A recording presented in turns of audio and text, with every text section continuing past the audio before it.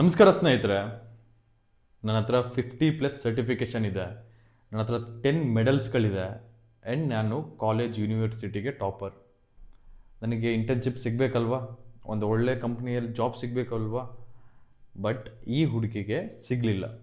ಈ ಹುಡುಗಿ ಹತ್ರ 50+ ಸರ್ಟಿಫಿಕೇಷನ್ ಇದೆ, 10 ಮೆಡಲ್ ಇದೆ ಆ್ಯಂಡ್ ಡೆಲ್ಲಿ ಯೂನಿವರ್ಸಿಟಿಗೆ ಟಾಪರ್.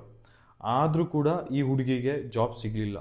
ಈ ಒಂದು ಸ್ಟ್ರಗಲ್ ಸ್ಟೋರಿ ಇದೆಯಲ್ಲ, ಇನ್ಸ್ಟಾಗ್ರಾಮು, ಲಿಂಕ್ಡ್ಇನ್ನಲ್ಲಿ ತುಂಬಾ ವೈರಲ್ ಆಗಿರುವಂಥ ಸ್ಟೋರಿ.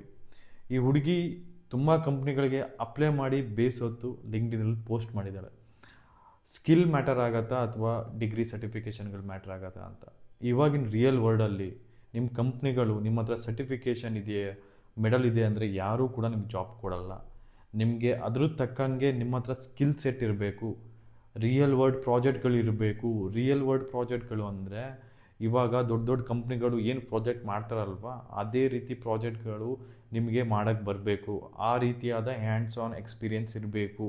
ಆ ರೀತಿ ನಿಮಗೆ ಕೆಲಸ ಗೊತ್ತಿರಬೇಕು. ಆವಾಗ ಮಾತ್ರ ನಿಮಗೆ ಒಂದು ಒಳ್ಳೆ ಕಂಪ್ನಿಯಲ್ಲಿ ಇಂಟರ್ನ್ಶಿಪ್, ಜಾಬ್ ಎಲ್ಲ ಸಿಗೋಕ್ಕೆ ಸಾಧ್ಯ. ಆ್ಯಂಡ್ ಕಾಲೇಜ್ಗಳು ಮ್ಯಾಟ್ರ್ ಆಗಲ್ಲ. ನೆನಪಿರಲಿ, ಈ ಹುಡುಗಿ ಡೆಲ್ಲಿ ಯೂನಿವರ್ಸಿಟಿಗೆ ಟಾಪರ್. ನಾನು ನಿಮ್ಗೆ ಏನು ಸಜೆಸ್ಟ್ ಮಾಡ್ತೀನಿ ಅಂದರೆ, ನೀವು ಎಷ್ಟು ನಿಮ್ಮ ಕಾಲೇಜ್ ಡಿಗ್ರಿಗಳು ಅಥವಾ ನಿಮ್ಮ ಎಜುಕೇಷನಿಗೆ ಫೋಕಸ್ ಮಾಡ್ತಿರೋ ಅದೇ ರೀತಿಯಲ್ಲಿ ನಿಮ್ಮ ಸ್ಕಿಲ್ ಸೆಟ್ಗಳಿಗೂ ಫೋಕಸ್ ಮಾಡಿ.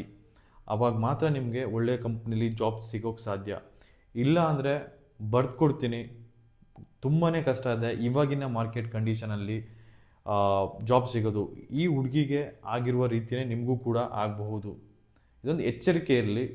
ನಿಮ್ಗೆ ಯಾರಿಗೂ ಡಿಮೋಟಿವೇಟ್ ಮಾಡ್ತಿಲ್ಲ, ಬಟ್ ನೀವು ಇವಾಗಿಂದನೇ ನಿಮ್ಮ ಸ್ಕಿಲ್ ಇಂಪ್ರೂವ್ ಮಾಡ್ಕೊಳ್ಳಿ.